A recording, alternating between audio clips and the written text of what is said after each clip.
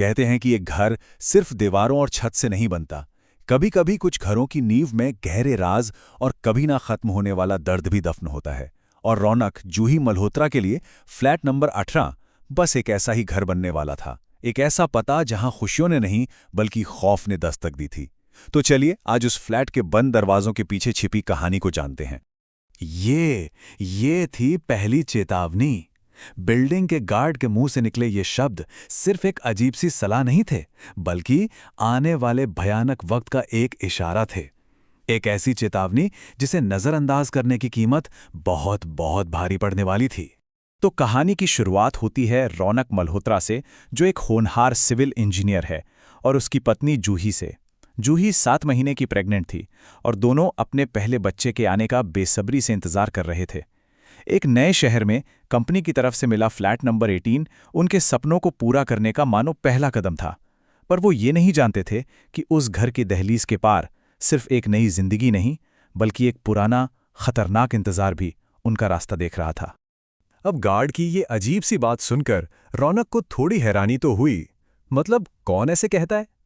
लेकिन सफ़र की थकान थी और एक नए बड़े घर में शिफ्ट होने की खुशी इतनी ज़्यादा थी कि उसने इस बात को ज़्यादा तवज्जो नहीं दी। उसने बस गार्ड को सामान लाने का इशारा किया और जूही को लेकर सीधा फ्लैट की तरफ बढ़ गया। और जैसे ही उन्होंने फ्लैट में अपना पहला कदम रखा, एक अनचाहा मेहमान भी उनके साथ अंदर आ गया। एक परछाई जो खामोशी से उन्हें देख रही थी। उन्हें इस बात का जरा भी अंदाजा नहीं था कि उस घर में उनका स्वागत करने के लिए और कौन-कौन मौजूद था। वो अनचाहा मेहमान, वो परछाई, खामोश जरूर थी, लेकिन उसकी मौजूदगी अब जल्द ही महसूस होने वाली थी। देखते हैं कि कैसे सपनों का ये घर धीरे धीरे एक भयानक हकीकत में बदलने लगा। खौफ की पहली दस्तक अब होने वाली थी। पहली भयानक घटना उसी रात हुई जब जूही गहरी नींद में थी। उसे अचानक लगा कि कोई उसके पेट पर बहुत धीरे धीरे हाथ फेर रहा है। जब उसने नींद में ही उस हाथ को हटाने की कोशिश की तो वो हाथ बेहद गर्म और खुरदुरा था। इतना गर्म कि जूही का हाथ जल गया। वो चीख पड़ी, लेकिन जब तक रौनक की नींद खुली वो साया गायब हो चुका था। और हैरानी की बात यह कि जलने का निशान भी। इस खौफ ने उन दोनों के बीच एक ऐसी दीवार खड़ी कर दी थी जिसे रौनक देख ही नहीं पा रहा था।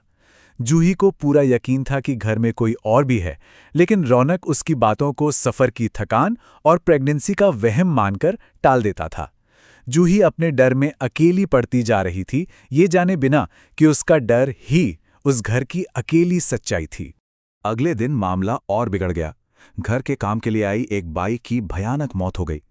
हुआ ये कि उसे किचन में एक लाल आंखों वाली काली बिल्ली दिखी, जिसे डर कर वो लिफ्ट की तरफ भागी। लेकिन वो बिल्ली देखते ही देखते एक साए में बदल गई और उसकी भयानक चीख से उस बाई के कान, नाक और मुंह से खून निकलने लगा और वो वहीं दम तोड़ देती है। और अब कहानी में एक और डरावना मोड़ आता है। घर की खामोशी को चीरती हुई जूही को एक लोरी सुनाई देने लगती है। एक बहुत ही दर्द भरी धीमी आवाज जो गा रही थी, चांदा है तू, मेरा सूरज है तू। और इस लोरी को सुनते ही उसके पेट में पल रहा बच्चा जोर जोर से लात मारने लगता था, जैसे वो भी उस अनसुनी आवाज से डर रहा हो। सबसे अजीब बात तो ये थी कि वो आवाज सिर्फ जूही को सुनाई देती थी। रौनक को कुछ भी महसूस नहीं होता था। वो अब अपनी ही पत्नी को शक की नजरों से देखने लगा था। उसे लगने लगा था कि जूही शायद कोई वेब सीरीज देखकर ये सब सोच रही है। बेचारी जूही का अकेलापन और डर अब बढ़ता ही जा रहा था।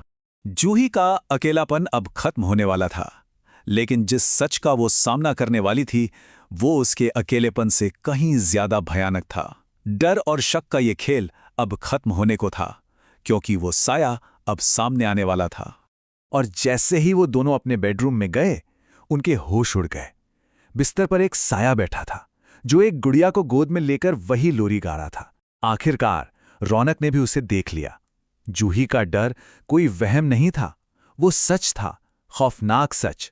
उस साये ने मुस्कुराते हुए उनकी तरफ देखा और एक ऐसी बात कही जिसने उनकी रूह कंपा दी। उसने जूही के पेट की तरफ इशारा करते हुए कहा, ये बच्चा मेरा है। उसका इरादा बिल्कुल साफ था, वो उनके अजन्मे बच्चे को छीनने आई थी। इसके बाद जो हुआ वो किसी बुरे सपने से भी ज्यादा भयानक था।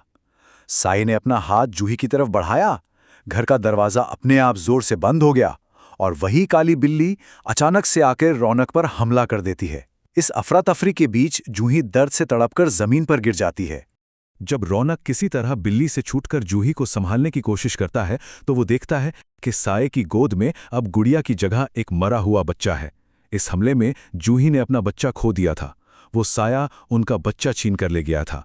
इस भयानक हादसे ने रौनक और जूही की दुनिया तो उजाड़ दी, लेकिन इसने फ्लैट नंबर 18 के उस राज से भी पर्दा उठाया जो इतने समय से दफन था। अब समय था ये जानने का कि आखिर उस घर में रहने वाली वो औरत कौन थी और वो ऐसा क्यों कर रही थी। हॉस्पिटल में गार्ड ने रोते हुए सारी सच्चाई बयां कर दी। उसे अपनी गलती का एहसास हो रहा था कि उसे रौनक और जूही को उस फ्लैट में जाने से किसी भी हाल में रोक लेना चाहिए था, क्योंकि वो जानता था कि उस घर में एक अतृप्त आत्मा रहती है। गार्ड ने जो बताया वो किसी के भी रोंगटे खड़े कर दे। उस फ्लैट में पहले एक औरत रहती थी जिसका सबसे बड़ा सपना था मां बनना, पर किस्मत को यह मंजूर नहीं था। वो अपनी एक गुड़िया को ही अपना बच्चा मानकर जी रही थी। फिर उन्होंने सरोगेसी का फैसला किया, लेकिन जिस औरत को उन्होंने अपना सपना पूरा करने के लिए चुना उसी ने उनकी दुनिया उजाड़ दी। उस सरोगेट ने पति को अपने जाल में फंसा लिया और एक दिन उस पति ने बच्चे के लालच में अपनी ही पत्नी को उसी घर में उसकी प्यारी गुड़िया के साथ जिंदा जला दिया। और बस यहीं से शुरू हुई उस भयानक गलतफहमी की कहानी, जिसका शिकार बेचारी जूही बनी। उस औरत की आत्मा आज भी उस घर में भटकती है और वो किसी भी गर्भवती महिला को देखकर उसे वही धोखेबाज सरोगेट समझ लेती है और उससे अपना बच्चा वापस छीनकर अपना बदला पूरा करना चाहती है। कहानी का सच तो सामने आ गया, पर क्या सच जानने से खौफ खत्म हो जाता है या फिर कुछ कहानियों का अंत होता ही नहीं? चलिए देखते हैं कि आगे क्या हुआ। अपने बच्चे को खोने का सदमा जूही बर्दाश्त नहीं कर पाई। उसकी दिमागी हालत इतनी खराब हो गई कि रौनक को उसे उस शहर और उन भयानक यादों से हमेशा के लिए बहुत दूर ले जाना पड़ा।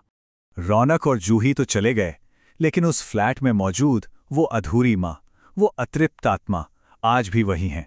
वो आज भी अपने बदले की आग में जल रही है और अपने अगले शिकार का इंतजार कर रही है। कहा जाता है कि आज भी उस खाली फ्लैट से देर रात को उसी दर्द भरी लोरी की आवाज़ें सुनाई देती हैं। एक ऐसी आवाज़ जो याद दिलाती है एक माँ के अधूरे प्यार और कभी न खत्म होने वाले इंतज़ार की। ये कहानी हमें सोचने पर मजबूर करती है कि कुछ दरवाजे हमेशा बंद ही रहने चाहिए। अगली बार जब किसी नए घर में कदम रखे तो एक पल के लिए ज़रूर सोचिएगा, कहीं उस घर की दीवारें भी तो किसी का इंतज़ार नहीं कर रही। क्या पता वो मेहमान आप ही हों।